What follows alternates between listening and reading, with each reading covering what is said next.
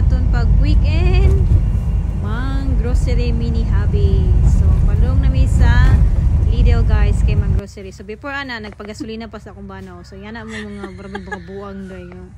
Surahan na magkiwi ay. So yana na mo. So na nami padulong nami sa Lidl. So nagkuha mig bag kay dili libre ang bag guys. So naman jud mi kauli mo. Mudala man jud mi og bag ni hobby basta mang grocery.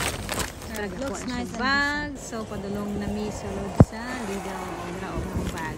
Duwara na siya kabugday kay dili daghan ang amuang halit. So igura pa nga mga pila ka adlaw 4 days yata 5 days. So magkuha na mig cart. So before nimo makuha ang cart imo sa nang suksukan og 1 pound or kanang whatever maski dili 1 pound basta circle na siya nga masulod anang sa cart kina. Oh, this one makuha wala kay suksok na.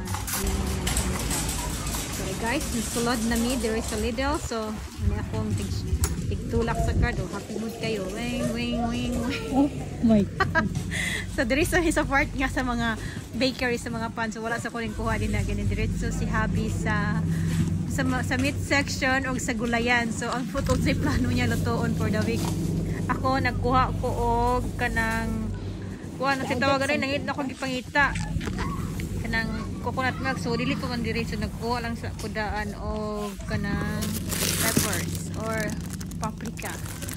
So magtago muna ako siya sa chicken curry. So namili po ito ng gapo-gapo ko siya. So, ako lang siyang ibutang ngayon sa akong basket. So wala po dahil. So ano other section ay gibutang na siya sa basket di ay bang kapuya ay. So nagkuha ko og pan kay akong ba namili ko na siya white bread. Ako kay brown bread. So ako nakita kay white bread naman. So white bread ang sa akong kuha. Dito na ako sa Pikas dool shop sa mong balay mo kuha og brown. Amo palit og brown breads nga na ba? Ay sa muka ay. So nangita ko kanang dugay-dugay na date, kanang dugay-dugay ma-expire on one food really. Dugay po na mo siya magamit. So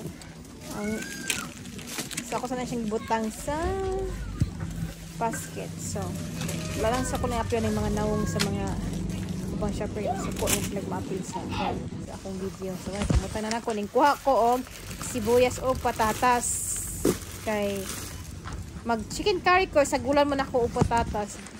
So ano siya ang patatas ilang pula para sa chicken curry para sa mag mashed potatoes or baked potatoes. So diri ko nahunong ko aning sushi ug ubang meal nila. So mahilig man jud ko sa sushi. So ang price nila is $3.29. So mili sa ko kasi akong gipili ani kana akong gipili. So ako nang kanon ugma. Unili ugma unya basta kanon ako na. Guys. So nagunahuna pa ko unsa akong kwaon. So mo na among mga napalit mostly. Mga good for 4 to 5 days na siya. So ako nang gitulag ganita. So kung ba nag-abot lang asa na po siya na aisle nga naglibot-libot. Kinahinay ko kay basig madusmoan ako ning nasa tubangan na mawarlan sa charinglan. Charis. So nihunong sa ko dire kinahita ko og kanang coconut milk para sa ato ang chicken curry. So Monday pa nako siya lutuan ng chicken curry. Basta na nami gitawag nga meal plan for the week. So unsa mo lutuon. So wala siya. Left to the right. Then nagbayad nami so wala na nako gi-video tanan nga namong papalit nga asa may nga alkay matawas nagkataas. So dira na siya dire. Ang dire pod nga mag-grocery mo guys, dili parehas Pilipinas kanay bagger. Dire ikaw mismo mag-pack sa imong grocery. So mostly mang grocery ko kuyog na ko si Habi kay duha magtabangay min duha og butang sa bag. So ana si Habi di ba diyan ang butang sa bag. Basta kaning mga cocktail ganang hindi ra ning magpon bitaw magpan sa ning mga pamalit mo kay so di nga na gusto na kadto og retail. So paspasanay jud sa mutag weekend kay daghang tawo. So la pamutang na namo dinan separate na mo. Ayaw ibutang ang pan niya. Malata niya ilang mapon ba basta ma-deform. So giuna na mo ang mga heavy. Kaya nakakita siya to na side nga taga 1 pound 50 nga mga thank you. So giad mo lang sila. So so guys, dayon mo na siya among napalit. So all in all worth almost po siya nga 50 pounds. Among nag-grocery. So, wala po siya guys. Og salamat sa pagtanaw sa among video. Bye and have a nice weekend.